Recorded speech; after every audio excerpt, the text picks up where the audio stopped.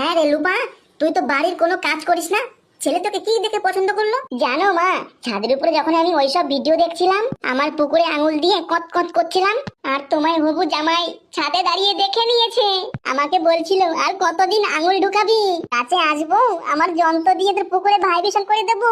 কি রে লুপা, হবু জামাইয়ের সঙ্গে বিয়ের আগে তুই অসভ্য কাজ করেছিস।